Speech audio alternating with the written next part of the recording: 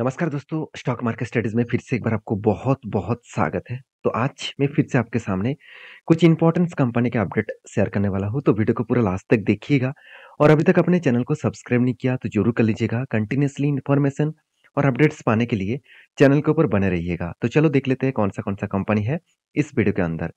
First जो company है उसके बारे में बात करूँ, उसका नाम है वरुण बेवरेजेस लिमिटेड। देखिए, वीवीएल आप सभी जानते हैं, इस कंपनी इंडिया के सबसे बड़ा अभी देखा जाए तो एक बेवरेजेस कंपनी है और इस कंपनी देखा जाए तो इसका कंपटीटर के हिसाब से देखा जाए तो कंपनी एक फूड प्रोसेसिंग कंपनी है और एक बेवरेजेस इंडस्ट्रीज में इंडिया के नंबर वन कंपनी का दाखिल भी करा चुके हैं, क्योंकि इसका मार्केट कैप कोई छोटा मोटा नहीं है, करीबन 1,66,000 करोड़ के आसपास है। तो सही में क्या इस कंपनी के ऊपर ग्रोथ हो रहा है? तो देखिए, यहाँ पे एक पॉइंट्स आपको देखने को मिलेगा जो है मार्जिन ब्रेक, जिसके साइड में आपको क्या दिखेगा, वन।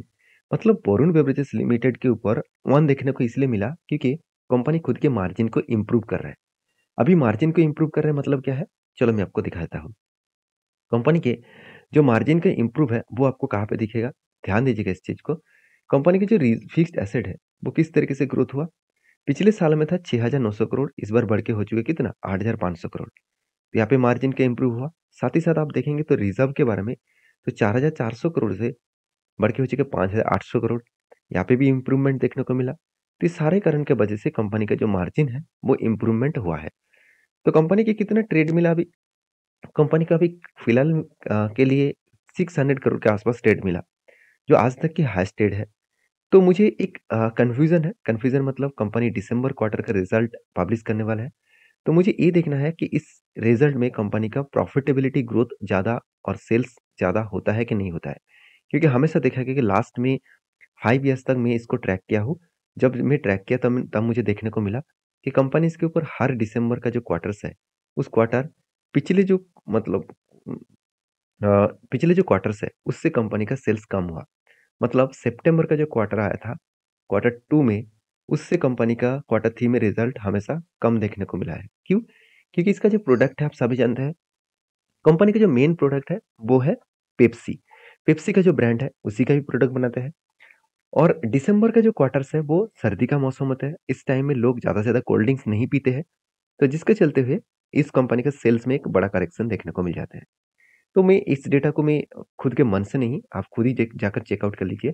देखिए सेल्स के मामले में कितना, तो 2020 में कितना था, 1800 करोड़, उससे घट के कितना हो चुके हैं, 1300 करोड़। और 2021 में कितना था, 2300 करोड़। दिसंबर मंथ में क्या हुआ, 1700 करोड़। और 2022 में कितना था, 3100 करोड़, और दिसंबर में क्या बना, 2200 करोड़। अभी देखिए 2023 में 3800 करोड़ दिखा रहा है, और मुझे लगता है इस बार भी कंपनी का सेल्स कम होने का चांसेस है। अभी देखिए कुछ भी हो सकते हैं, ये मार्केट है, यहाँ पे कोई आगे पहले से कुछ बोलना बेकार होगा।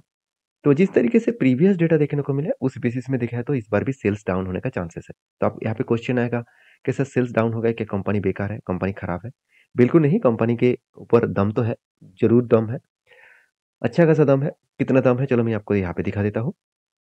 कंपनी के जो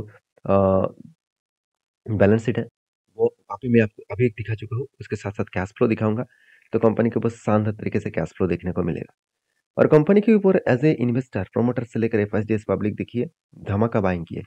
और एफएस ने क्या किया, खुद का होल्डिंग को लगातार बढ़ाते चले जा रहे हैं। 21% से बढ़ के कर चुके हैं 27%। और डीएस के पास 7% के होल्डिंग को घट के हो चुके हैं कितना, 3%। और पब्लिक के पास 6.5% से होल्डिंग को अभी भी 6% के आसपास देखने को मिले। और प्रोमोटर के पास भी होल्डिंग्स है। सब कुछ को मिला, सब कुल मिलाकर सब कुछ जो यहाँ पे देखने को मिले, इस सब कुछ देखने के बाद एक ही बात कहूँगा कि कंपनीज़ के ऊपर जो सिचुएशन है, वो सिचुएशन आगे बढ़ने के लिए बहुत ज़्यादा हाई पोटेंशियल है। तो कंपनीज़ के जो टेक्निकली चार्ट पैटर्न्स बना, तो फाइनली देखिए यहाँ पे जो मैंने टेल लिया था, वो कुछ इससे पे एक रेंज बना। और रेंज बनने के बाद मैंने आपको ये भी मेंशन किया, जो जो यहाँ पे देख सकते हैं ट्रेंड था, वो टोटली अप ट्रेंड था। और अप ट्रेंड जब भी रेंज बनने के बाद यहाँ पे ब्रेकआउट हुआ, और ब्रेकआउट के बाद देखिए एक रिट्रेसमेंट हुआ, इस जगह पे एंट्री था। और मेरा स्टॉप लॉस इसके नीचे अगर क्लोजिंग देता, मैं स्टॉप लॉस लेता। तो फाइनली क्या किया, स्टॉप लॉस के आसपास ही आकर फिर से एक बार हैमर कैंडल क्रिएट किया। और उसमें एक कंफर्मेशन मिल गया कि यहाँ पे हायर वॉल्यूम के साथ हैमर कैंडल बना है, तो इसका मतलब अप ट्रेंड जाने का हायर पॉसिबिलिटी है। तो मैं 30% के उस ऊपर टारगेट रखा था, तो अभी 30% नहीं, उससे भी कई गुना ज़्यादा टारगेट अचीव हो चुके हैं।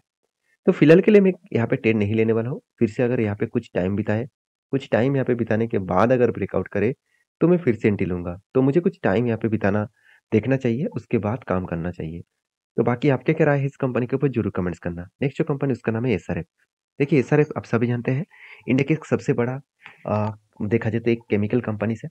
इसके बारे में चर्चा करूँ तो कंपनी में एक हाई ग्रोथेबल, हाई रिटर्न देने वाला कंपनी है। इस कंपनी अगर बीएससी में सर्च करेंगे, तो बीएससी में सर्च करेंगे तो कंपनी कितना 7 लाख परसेंटेज के आसपास रिटर्न दिया और एनएससी में सर्च करेंगे तो 2 लाख परसेंटेज के आसपास रिटर्न कंपनी जनरेट करके दिया। तो 7 लाख परसेंट और 2 लाख परसेंट का रिटर्न कंपनी जनरेट करके दी है। अभी सबसे इंपॉर्टेंस क्या है कंपनी के ऊपर, अभी फिलहाल के लिए जो सिचुएशन है वो थोड़ा सा करेक्शन मोड में है। जैसे आप क्वार्टरली रिजल्ट देखेंगे तो सेल्स थोड़ा सा कम हुआ, एक्सपेंस कम हुआ, मतलब कंट्रोल में है और प्रॉफिट मार्जिन 480 करोड़ से 300 करोड़ के आसपास देखने को मिले। तो ये जो सिचुएशन बना इस सिचुएशन के बारे में चर्चा करूँ तो कंपनी की जो प्रॉफिट ग्रोथ है वो लगातार कम होता इसीलिए गया क्योंकि जो मार्केट में जो केमिकल्स का डिमांड है, बेसिकली स्पेशलिटी केमिकल्स का जो डिमांड है वो बहुत कम हुआ है और स्पेशलिटी केमिकल का डिमांड कम होने के कारण शेयर में एक बिग करेक्शन और मैसिव करेक्शन देखने को मिले। अभी आप कहेंगे सर क्या डिमांड फिर से रिकवरी नहीं होगा? बिल्कुल होगा। एक रिपोर्ट के माध्यम से बताया जा रहा है कि 2025 के बाद ये रिकवरी होने का चांसेस है। तो अभी भी ये तो 2024 अभी तो शुरू हुआ है, तो मतलब 2 साल अभी भी लगेगा इस तरीके से रिकवरी होने के लिए। तो देखिए रिकवरी कब होगा वो तो बात की बात है। कंपनी में दम है, उस दम के बेसिस में जब भी इस तरीके से कंपनी आपको सस्ते में मिले, उसका फ़ायदा उठाना चाहिए मेरे हिसाब से। मैं तो ज़रूर फ़ायदा उठाता हूँ। आप किस तरीके से सोचते हैं इस कंपनी के ऊपर ज़रूर कमेंट्स करना। और हाँ, जितने सारे कंपनीज़ के बारे में मैं चर्चा कर रहा हूँ, जितने टेक्निकली चार्ट पैटर्न मैं आपके साथ शेयर कर रहा हूँ, तो प्लीज़ इसको ब्लाइंडली कभी भी देखकर ट्रेड मत करना। आपको काम करना है तो आपको प्लीज़ एक बार सारी चीज़ों को रिसर्च करके, स्टडी करके काम करना पड़ेगा। तो देखिए कंपनी के जो इन्वेस्टर है, प्रोमोटर से लेकर एफएसडीएस पब्लिक, हर किसी के पास अच्छा खासा इन्वेस्टमेंट आपको देखने को मिल जाएगा। तो अच्छा खासा इन्वेस्टमेंट यहाँ पे देखने को मिले और इसीलिए इन्वेस्टमेंट कंटिन्यू कर रहा है क्योंकि कंपनी में दम है, कंपनी के फ्यूचर का विज़न क्लियर है, तो जिसके लिए कंपनी आगे बढ़ रहा है। क्योंकि देखिए केमिकल्स के बिना कुछ भी तैयार नहीं होगा। हम लोग जो खाने-पीने का चीज़, जो पहनने का चीज़, जो घर में रखने का चीज़, जितने सारे चीज़ बनाए जाते हैं, वो सारे के सारे अभी केमिकल्स के बिना नहीं बन रहे हैं। तो केमिकल्स का ज़रूरत बहुत आज भी है, फ्यूचर में भी बहुत ज़्यादा होने वाला है। तो इस कंपनी का लास्ट कुछ फ्यू डेज़ का डिलीवरी का परसेंटेज दिखा दूँ, तो एक हाई लेवल का डिलीवरी देखने को मिले। तो कंपनी के ऊपर मैंने एक ट्रेड लिया था, वो ट्रेड मैंने आपको ये भी मेंशन किया कि एक शानदार तरीके से एक रेंज ट्रेड बना था। जब भी इस नीचे लेवल का आए, टच गए, मतलब टच टच गए सॉरी, यहाँ पे नीचे लेवल में जब भी टच करे, तो यहाँ पे टारगेट बनने का चांसेस था। तो एक रेंज था, फिर से यहाँ पे टच किया और यहाँ पे देखिए ईज़िली टारगेट अचीव किया। ईज़िली तो नहीं हुआ, 134 डेज़ लगा। 134 डेज़ में कंपनी ने 18 टू 19% के आसपास टारगेट किया। तो मुझे लगता है अगर यहाँ से ऊपर जाएगा तो कुछ अलग डिसीजन होगा और यहाँ से नीचे आकर फिर से इस लेवल को टच करेगा, तो मैं फिर से एक बार एंट्री लेने के लिए तैयार रहूँगा। बाकी आपकी क्या राय है? ज़रूर मुझे कमेंट्स करके बताना। नेक्स्ट जो कंपनी है उसका नाम है आईईएक्स, इंडियन एनर्जी एक्सचेंज। तो इस कंपनी के ऊपर बात करूँ तो कंपनी के जो मार्केट कैप है 14,600 करोड़ के आसपास। तो कंपनी के आरओसी, आरओई दोनों ही बेस्ट देखने को मिले। एनुअल इनकम भी ज़बरदस्त है और डेट कंपनी के नाक के बराबर है और कंपनीज़ की जो अर्निंग पर शेयर है, ये भी अच्छा खासा देखने को मिले और कंपनी के जो मार्केट कैप टू सेल्स है, वो 34% के आसपास देखने को मिले। अभी देखिए क्वार्टरली रिजल्ट के बारे में बात करें तो सेल्स में लगातार ग्रोथ देखने को मिला है और एक्सपेंस को भी कंपनी कंट्रोल में रखे है। अभी आईएक्स ने जिस तरीके से लोगों का कमेंट्स आया था कि इसका मोनोपोली बिजनेस खत्म हो गया, तो कंपनी भी खत्म हो जाएगा। उसके लिए मैं एक चीज़ हमेशा बोलते आया हूँ कि ऐसे बात मत समझना कि किसी कंपनी का मोनोपोली खत्म हो गया तो वो बिज़नेस बंद हो जाएगा। क्योंकि बिज़नेस वो अच्छा कर रहा है, तो ही वो आगे बढ़ेगा। तो बिज़नेस में तो कोई कमियाँ देखने को नहीं मिला। जैसे कंपनी के रिज़र्व लगातार बढ़ते चले गए, कर्ज़ा एकदम ज़ीरो के आसपास है और सबसे मज़ेदार बात यही है कि कंपनी को लगातार प्रोजेक्ट मिलते जा रहे हैं। कंपनी को इस बार 12 करोड़ के आसपास प्रोजेक्ट मिला और उसके साथ-साथ कंपनी खुद के बिज़नेस के ऊपर भी पैसा लगा रहा है। इस बार 2 करोड़ के आसपास पैसा लगा है। तो अपने आप कहेंगे सर यहाँ पे तो बहुत कम पैसा लगाया जा रहा है। कंपनी का साइज़ भी तो देख लीजिए, 14,600 करोड़ के आसपास है। एक स्मॉल कैप टाइप कंपनी है, तो उनमें से सब कुछ पॉइंट्स पॉजिटिव रहना इतना आसान नहीं होता, फिर भी कंपनी कंट्रोल में रखा, सब कुछ मेंटेन किया। और इसीलिए देखिए इंस्टीट्यूशन भी इस कंपनी के ऊपर ट्रस्ट करके बैठे हुए हैं। जैसे एफएस और डीएस पब्लिक के पास अच्छा खासा होल्डिंग्स है। और इम्पोर्टेंस पॉइंट क्या है, कंपनी के ऊपर अगर मैं डेटा दिखा दूँ तो म्यूचुअल फंड ने देखिए लास्ट कुछ 5 मंथ्स में, 1 मंथ कोई 1 मंथ में कंपनी के ऊपर सेल अप नहीं किया। कंटिन्यूअसली बाइंग करते गए। मतलब सेल तो किया गया, उससे कई गुना ज़्यादा बाय किया गया, जिसका नतीजा आपको देखने को मिलेगा। तो यही कारण की वजह से मैंने जो ट्रेड यहाँ पे लिया था, वो फाइनली टारगेट को अचीव किया। ट्रेड किस तरीके से बना, यहाँ पे एक रेंज ट्रेड बना था। तो रेंज ट्रेड में आपको हमेशा बोलता हूँ कि बीच में हमेशा आपको ग्रीन कैंडल होना चाहिए। तो ग्रीन कैंडल बना, जो इसका रेंज बना करीबन 20% के ऊपर। जब भी कुछ इस तरीके से 20% के ऊपर रेंज बने, तो हमेशा आपको याद रखना है, जब भी इस नीचे लेवल को टच करेगा तब एंट्री बनेगा और हायर साइड साइड में टारगेट बनेगा। तो यहाँ से लेके यहाँ तक टारगेट बना है। तो कितना टारगेट बना, करीबन 181 डेज में कंपनी 22% के आसपास टारगेट दे चुके हैं। तो ये था कंपनीज के अपडेट। मेरे वीडियो अगर अच्छा लगे तो प्लीज़ लाइक करना। और हाँ, अब मुझे ये भी कमेंट्स किया गया कि सर इस कंपनी के ऊपर अभी क्या फिलहाल के लिए कोई एंट्री बनने जा रहा है।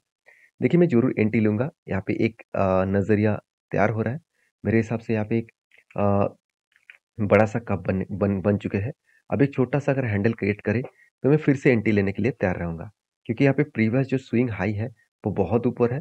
तो मुझे लगता है ईज़ी तरीके से यहाँ पे टारगेट अचीव होने का चांसेस रहेगा। बाकी इस कंपनी के ऊपर आपकी क्या राय है ज़रूर कमेंट्स करके बताना। नेक्स्ट जो कंपनी है उसका नाम है इंटीग्रा अ, इंटीग्रा एसेंसिया लिमिटेड कंपनी। तो इस कंपनी बहुत छोटा है और इस कंपनी के ऊपर एक अपडेट है, वो है कंपनी का बोनस। तो कंपनी 11 तारीख को बोनस देने वाला है। हर एक के बदले कंपनी एक सिर्फ आपको बोनस देने वाला है।